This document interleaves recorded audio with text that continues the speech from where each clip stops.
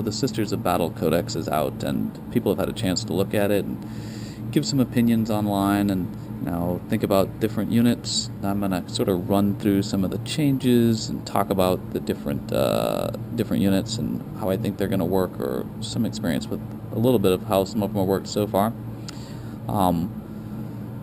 So just going to run through in the order that they're in the codex, talk about them. So starting with the HQs, and the first HQ is Saint Celestine, and she was, probably the most complained about character in the previous codex because of her ability to always come back from the dead. So she's changed somewhat in this codex, and it not necessarily in a great way, but probably more reasonable than in the previous codex. So she's stat-wise essentially the same. She's still a close combat monster. She's got an amazing ballistic skill. She's still wearing her 2-up armor. She's still a jump infantry, so she still flies. She doesn't have move through cover, so she can still wound herself if she's either landing or taking off from terrain. And she still comes with assault grenades, so she charges into cover. She's fine for her initiative.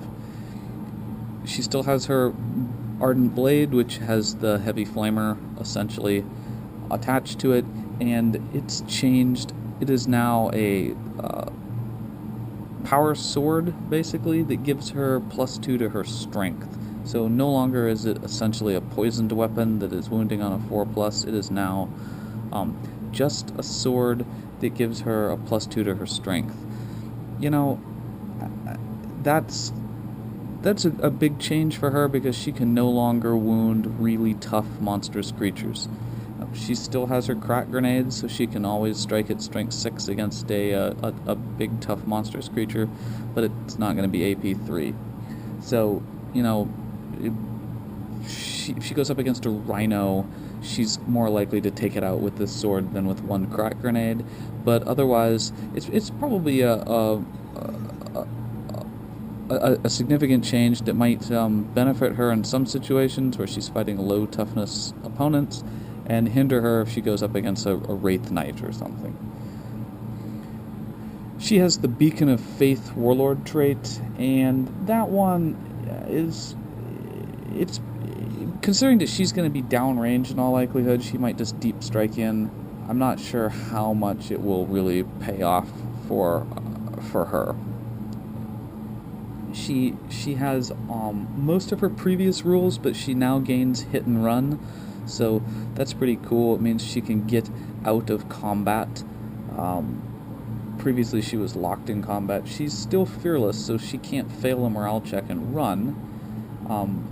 She has the martyrdom rule, so if she's your warlord and actually dies, then the martyrdom rule kicks in. And then she no longer comes back from the dead every time she dies. She has miraculous intervention, which means on a leadership test, on her leadership of 10, she gets back up with all of her wounds the first time she dies. After that, she's just dead. So I think St. Celestine has changed a lot, because in the past you always took her as your warlord unless you were playing a really themed list. This was the warlord. Now you might really think about it, because there are more survivable characters. She's a great option. She's truly devastating to most armies, particularly if she's connected to a squad, and she's going to be able to do a lot of damage, but she's probably going to die pretty early in the game, because you can one-shot kill her.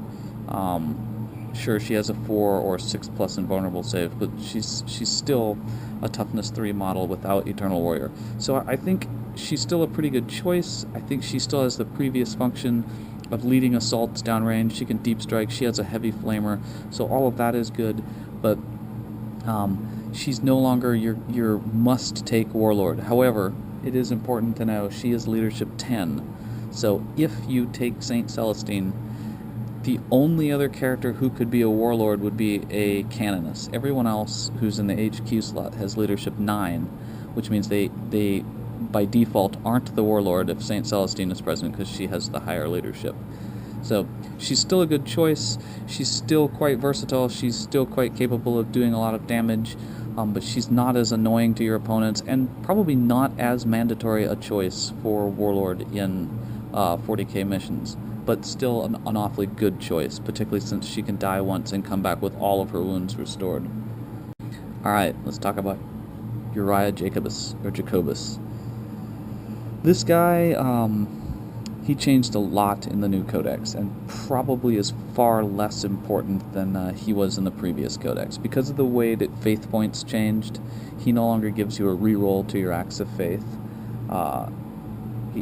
because you're not getting faith points based on a d6 roll. So he's quite expensive compared to your standard priest missionary, but he is a missionary. He's an infantry character and he's independent, so you can add him to a squad. He has his 4+ invulnerable save, but he's also wearing flak armor. He has his pile of weapons, so he's got a bolt pistol and a chainsword. He's got his special Redeemer shotgun here, which is as good as a bolter, except it's essentially a storm bolter. 24-inch range, assault 2, strength 4, AP 4. It's a storm bolter for the most part. He carries a banner of sanctity, so he has that specific ecclesiastical relic, which is pretty nice. It's going to help, particularly if he's surrounded by a bunch of girls and you want to make them more likely to not run, not be pinned, and do better in combat. Now, he's still a missionary, so he comes with war hymns and zealot, which means he is fearless, so is his squad, and he will have hatred. So he had that in the previous edition. He made them stubborn, but now he makes them fearless, so he's gotten better there. But he's really quite expensive. So I just don't think that Uriah is quite as good as he used to be. You could get 4 missionaries for the price of 1 Uriah, and they're probably more flexible and useful. So he's still not a bad character, but I'm not sure he's quite as good as he used to be. He does unlock battle conclaves, but so do any of the other priest-type characters.